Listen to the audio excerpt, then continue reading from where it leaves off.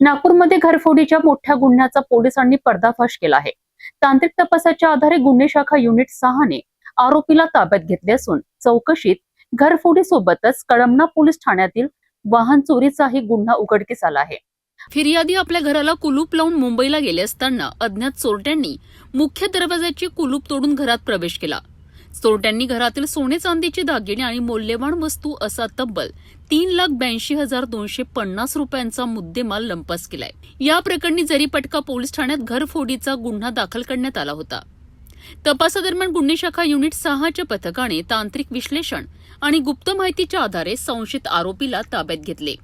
झडती दरम्यान आरोपीकडनं लोखंडी धारदार चाकू जप्त करण्यात आलाय।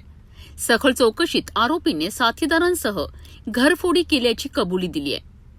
याच चौकशीत आरोपीने या गुन्ह्याव्यतिरिक्त कळमना पोलीस ठाण्याच्या हद्दीत वाहन चोरी केल्याचाही खुलासा केलाय।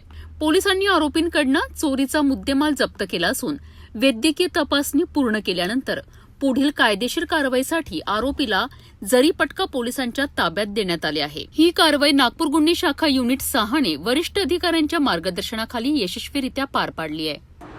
सकाळी 10 वाजण्याच्या सुमारास युनिट क्रमांक 6 मधील आम्ही स्वतः व PSI रोटे व इतर अंमलदार पेट्रोलिंग करत असताना नारागाव येथे पोलिसांना पाहून सुमित गणपत मेश्राम वय 19 वर्षे हा पोलिसांना पाहून भिंतीवरून उडी मारून पळून गेला। त्यानंतर त्याचा शोध आम्ही घेतले असता तो मंगलम लेआउट नारा रोड येथे काळ्या पल्सर जाताना मिळून आला।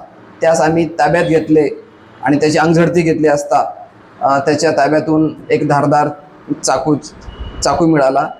त्यानंतर 2 ग्राम पिवळ्या धातूचे लगड मिळाले, त्याची किंमत 30,000 रुपये आणि ताब्यातील पल्सर मिळाले। पल्सरवर विचारपूस केली असता त्यांनी सदरची पल्सर ही कळमना येथून चोरी केल्याचे सांगितले। सदर आरोपीच्या विरुद्ध शरीराविरुद्ध मालमत्तेविरुद्ध गुन्हे दाखल आहेत। जे लगड त्यांनी चोरलेली असून ती जरीपटका घरफोडीमध्ये असल्याचे सांगितले। संपूर्ण कारवाईमध्ये एकूण 1,45,000 रुपयाचा मुद्देमाल जप्त करून पुढील तपासासाठी पोलीस ठाणे जरीपटका यांच्या ताब्यात दिला आहे।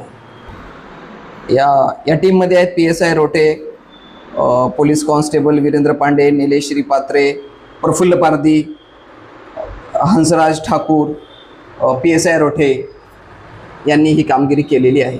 नागपूर पोलिसांच्या या कारवाईमुळे घरफोडी आणि वाहन चोरीच्या गुन्ह्यांचा उलगडा झाला असून या प्रकरणात आणखी काही आरोपींचा सहभाग आहे का याचाही तपास सुरू आहे।